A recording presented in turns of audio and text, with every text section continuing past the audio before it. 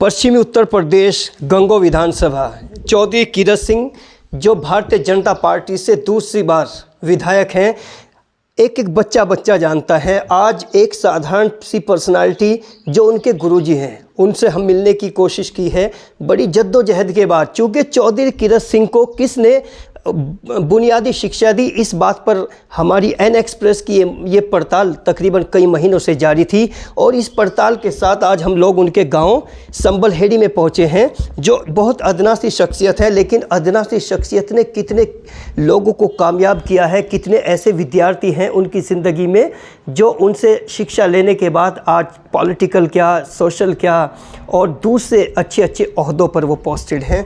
अपना परिचय दीजिए सर। मेरा नाम है मास्टर जसबीर सिंह है, ग्राम सम्मलेड़ी और ज़िला सहारनपुर। चौधरी कीरत सिंह जो है, क्या आपके छात्र रहे हैं? ये बात बताइए, और कब रहे हैं तकरीबन?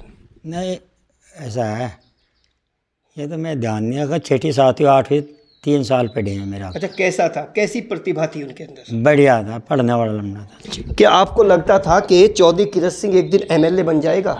नहीं, उस टाइम था मैं नहीं था भाई एमएलए बनागा। उस टाइम तो ही था पढ़ लिख का कोई अच्छा अधिकारी बने। नहीं, छोटे से मतलब जैसे कुछ ऐसी बातें होती है क्लास में जो सिम्टम्स। ना तो ऐसा कुछ नहीं था।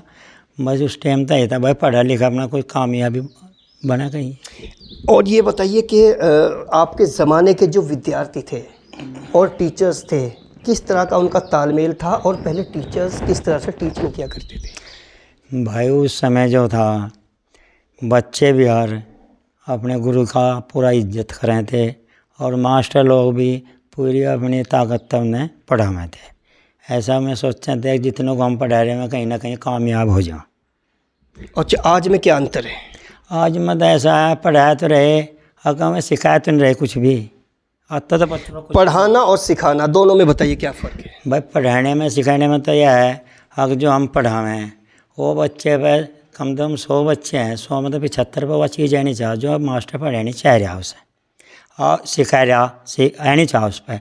और पढ़ाने पर तो मैं गणित पढ़ाऊँ तो शाम पढ़ पर जाएगा, सवाल करा और पढ़ा एक डब उस पर आ रहा, बच्चे पर नहीं आ रहा। यह भी तो होना जरूरी, पूछना ताजना उसका। तो रेशो की अगर बात करें तो टीचर्स की लापरवाही बढ़ी है या स्टूडेंट की बढ़ी है? आज तो ऐसा है भाई, ना तो बालक पढ़ने उची कर रहा है उनका, स्टूडेंट विद्यार्थी भी ऐसे हुए भी, टीचर भी ऐसे हुए। लेकिन सरकार ने डंका बजा रखा है, शिक्षा शिक्षा शिक्षा, नई नीति पॉलिसी है, वो तो सब गलत है। सच्चाई क्या है? सच्चाई तो है, जो पहली शिक्षा थी वो आज की नहीं रही। अभी जो न्यू पॉलिसी, एजुकेशन पॉलिसी की बात करते हैं, इस पर बस जो नई मकाम कर रहे उन्हें पता होगा, हम तो भाई पुरानी जाने हैं। अच्छा, जो प्राइवेट सेक्टर है इसने समाज को, बच्चों को फ़ायदा पहुंचाया है, नुकसान पहुंचाया है? इसमें एक तो अभिभावक जो है उनके खर्चे अधिक बढ़ गया, लोड उन पर बच्चों की शिक्षा का।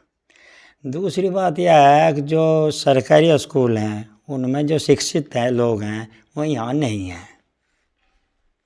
वहाँ पढ़े लिखे ट्रेन सब हैं, यहाँ इतने ट्रेन मास्टर नहीं है। और इन्होंने खर्चा बहुत बेतुका बढ़ाया दिया, जिससे अभिभावक जो हैं वे देने में समर्थ हो रही है। अच्छा, कोई ऐसा किस्सा, कोई ऐसी कहानी, कोई ऐसा स्टूडेंट जो वास्तव में जिससे आप पूरे तौर से जुड़े हुए थे और वो बच्चा पढ़ने में बहुत अच्छा था और लेकिन वो समर्थ नहीं था घर की तरफ से, या गाइड उसको दिशा निर्देश नहीं होते थे, कोई इस तरह का कोई हादसा हुआ? तो बात ऐसी है भाई, भूल भाल के 13 साल था मैं यहाँ, एक छोड़ दो, ये क्या ध्यान रहे हमारा। बच्चों की मार पिटाई होती थी स्कूल के अंदर, तो कहीं ना कहीं बच्चा पढ़ लिख लेता था। आज के टाइम में अगर बच्चों की मार पिटाई हो जाती है तो कहीं ना कहीं घर के लोग उसको, गार्जियंस जो रहते हैं, मास्टर के ऊपर प्रेशर बना लेते हैं और आज के टाइम में जो इस तरह से वंचित रह जाते हैं शिक्षा से कुछ बच्चे। यानी मार पिटाई से मतलब ये है कि खौफ रहता था टीचर का, वो ज़रूरी था, लेकिन आज नहीं है। इस पर क्या कहेंगे? ऐसा है, उस ज़माने में माँ बाप जो है अगर टीचर के पास आवा था तो यह शिकायत लेकर आवा था, अब जी मेरा बच्चा मेरा कहना नहीं मानता, घर जाकर वो पढ़ता नहीं, यूँ आवारा फिर है, इसे सख्त करो। माता पिता का दर्जा दिया जाता है। हाँ, गार्जियन जो है इस शिकायत को लेकर आए थे। आज के अगर मास्टर ने कुछ कह दिया, धमका दिया किसी बात पे, मैं उसके अलावा आप शब्द बोल रहे हैं। इस आपके साथ भी हुआ कभी ऐसा किसी ने शब्द हमारे साथ नहीं हुआ कभी भी ऐसा। हाँ, कभी नहीं हुआ। चलिए बताइए अपनी किस तरह की ज़िंदगी गुजर रही है आपकी? फिलहाल जी। ठीक गुजर रही। कितने बच्चे हैं? हमारे पास 2 बच्चे, एक लड़का एक लड़की। अच्छा, पेंशन कितनी है? 37,000 कुछ है। अच्छा, पेंशन जो आती है वो पेंशन का कोई लालच, कोई मोह परिवार में? ना, कुछ नहीं है। तो पूरी पेंशन अपने पास रखते हैं, बच्चों में तकसीम करते हो? ऐसा रहे तो मेरे पास ही, अगर बच्चे को ज़रूरत पड़े उन्हें दे दूँ। अच्छा, जो आपको पेंशन मिलती है, क्या कभी इस पेंशन से आपने किसी ऐसे बच्चे की भी मदद की है, बाहरी बच्चे की, जो पढ़ने में बहुत अच्छा है लेकिन गरीब है? ना, क्यों नहीं की? नहीं, यहाँ कोई मेरे अलावा ऐसा रहता ही नहीं। कभी आप पड़ताल की? टेक्नोलॉजी का ज़माना है। हमने नहीं करी। अच्छा, कि अपने ये कॉलेज के अंदर, स्कूल के अंदर अपनी सैलरी से कभी कोई ऐसा किया आपने, कुछ पैसा कहीं ज़रूरत पड़ी लगाया हो? क्या मतलब? जैसे मान लो स्कूल था आपका, तो स्कूल में कभी कोई ज़रूरत पड़ जाती है, सभी टीचर्स कुछ पैसे इकट्ठा कर लेते हैं, हमारे स्कूल में, जैसे कोई लाइट वाइट, हाँ सुनो, फर्नीचर वगैरह। हमारे स्कूल जो है कमेटी का स्कूल था, मैनेजमेंट कमेटी का, और में लोग ऐसा कुछ नहीं था, हमें सब काम अपने ऐप कराते, ना कभी ऐसी ज़रूरत पड़े थे टीचर को कहा जा भाई तो पैसा दे हमें, मैं नहीं मांगे थे, मैं तो अपने ऐप कराते। और शायद आज भी ऐसे कर रहे होंगे लोग। अच्छा, रिटायरमेंट लाइफ की विशेष बात क्या है? क्या महसूस होता है? वो ज़िंदगी अच्छी थी जो रेगुलर स्कूल जाते थे, या अब अच्छा लग रहा है? नहीं, ज़िंदगी तो वह अच्छी थी, स्कूल जाया करते थे सुबह ही अपने काम पे, शाम को आया करते थे। अका भाई रही बात रिटायर होने की, वो भी ज़रूरी था रिटायर होना भी। अच्छा, रिटायरमेंट के बाद भी कभी मन करता है किसी स्कूल में हम पढ़ाएं, ऐसे ही सेवा, निस्वार्थ सेवा? हाँ, नहीं मतलब ऐसा है, अब भाई अब तो करता नहीं कुछ भी, उस मैं कभी कदाई जी कर अपना स्कूल में चले जाओ। अच्छा, जैसे यहाँ प्राइमरी स्कूल है, कभी प्राइमरी में जाके कुछ चेक करते हैं टीचर्स को आप? हाँ, चले जाओ कभी कभार। अच्छा, बच्चों से कभी उनके नोटबुक वगैरह चेक किए? नहीं, बच्चों की तो अगर नहीं, मास्टर को तो पूछ पैच लें कुछ। लेकिन उनके पूछने से हो सकता है वो गलत सही ना बताते हों, फिर सही की तस्दीक कैसे करोगे? कौन बता? मान लिया आप बच्चे प्राइमरी में पढ़ते हैं, कुछ गरीब बच्चे भी हैं, तो कभी उनकी नोटबुक चेक करी हो, बच्चों से सेवा, समाज सेवा के लिए, कि बच्चों से पूछा हो भाई तुम्हें अध्यापक कैसा पढ़ाते हैं, इस तरह की कभी कोई बात हुई है? नहीं भाई, ऐसा कुछ नहीं है। ऐसा क्यों नहीं हुआ? जब आप इसी डिपार्टमेंट में थे तो समाज सेवा, ये भी एक समाज सेवा में होता है, तो ऐसा आपने अब तक क्यों नहीं किया? भाई ऐसा है, अब पहले तो अपना घर का काम है, अपना खेत जाना आना, आज तो मैं रह गया यहाँ, में लोग बैठे थे, इस वजह से रुक गया। मतलब खेत होता है इस टाइम। अच्छा, गांव में जैसे पुराने टाइम की अगर मैं बात करूं, जैसे चौपालें सजती थी, सामाजिक कुछ बातचीत होती थी, अब उस तरह की नहीं होती? अब नहीं होती कोई भी, तो ये इस पर बैठते नहीं आप करते। दुख जाहिर करेंगे या खुशी? नहीं है तो दुख की बात है भाई, पहले 10 आदमी बैठे रहते अपने बातचीत कर रहे थे, ये वजह तो कोई किसी की शायद कोई बात ही नहीं इसकी करता। वजह क्या है? बस ये अपने काम में लोग फंस रहे हैं। नहीं, अभी रिटायर्ड बहुत सारे लोग हैं जो लगातार घूमते हैं, वो रिटायर्ड लोग भी अपने घर में सिमट गए, पोतों में सिमट गए, बच्चों में सिमट गए, और उन्होंने चौपालें ख़त्म कर दी। हाँ, ये तो मतलब जो पढ़े लिखे के आज जो अनपढ़ है उनकी भी नहीं रही चौपाल, तो भी ख़त्म हो गई। नहीं, जिम्मेदारी तो पढ़े लिखे की होती है, अनपढ़ की कभी नहीं होती। कैसी? मतलब समाज को मेंटेन करना, चेक एंड बैलेंस बनाए रखना, ये तो जिम्मेदारी पढ़े लिखे की है, अनपढ़ तो।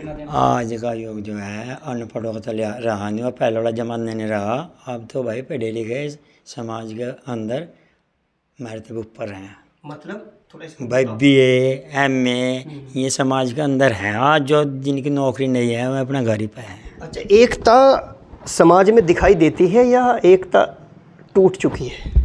नहीं, समाज में एकता है फिलहाल भी। किस तरह की एकता है? भाई समाज में एकता इस किस्म की है, अगर कोई किसी का दुख हो, कोई ऐसी बात हो, एक दूसरे पास लोग आवें। बट 40 साल पहला समाज और आज का समाज, एक लाइन में क्या अंतर है?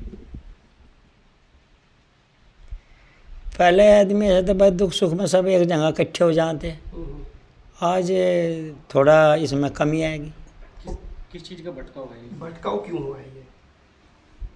मतलब समाज के अंदर ये भटकाव क्यों हुआ है कि तन्हाई ज़्यादा है, मकान बड़े बड़े हैं, सब कुछ अच्छा है, लेकिन तन्हाई का शिकार है आदमी। आपका अनुभव भी जानना चाहते वो हैं? कुछ अनुभव आपका क्या है? जानना चाहते हैं? कोई बात नहीं। भाई मुझे तो है देखा है, अब ये जो इस टाइम लोग जो हैं खर्चे के वजह से परेशान हो रहे, उन्हें खर्चे नहीं चल रहे, आमदनी कम खर्चे की है। वजह से परेशान है या ख्वाहिशें कुछ ज़्यादा पाली है? नहीं नहीं, वो इनके ख्वाहिशें तो ज़्यादा इस वजह से पाई गई। अब देखो पहले मेरे बाप फर्ज थे, हमने खूब देखा, ना तो उसके गैस सिलेंडर थे, ना उनका बिजली थी, ना उनका मोटरसाइकिल थी, ना उनके बच्चे कहीं ऐसे स्कूलों में पढ़े थे जहाँ खर्चा होता। हम जो था अपना प्राइमरी स्कूल में, जहाँ तो सरकारी में एक 10 पैसे का आधा हो रहा तो होते का, और चल भाई इतनी मोटी मोटी किताब बहन दी। दूसरी तीसरी में बच्चे का कम 1500-1600 रुपये का खर्चा है इसमें, जो ये प्राइवेट स्कूल हैं। तो उन खर्चों की वजह से लोग परेशान हो गए, उलझ गए। और कहते हैं कि हर तरफ हर जगह बेशुमार आदमी, फिर भी तन्हाइयों का शिकार आदमी। इस तरह से कुछ एक सिलसिला लगातार जारी है। और जो हमारी रिपोर्ट है, जो लगातार डोर टू डोर जाने के बाद, चूँकि कहीं ना कहीं समाज से ही बहुत सारी चीज़ें निकलती हैं, और जैसे सिनेमा समाज का दर्पण हुआ करता था कभी, आज तो नहीं है, लेकिन आज इस समाज का दर्पण एन एक्सप्रेस समाज का दर्पण है।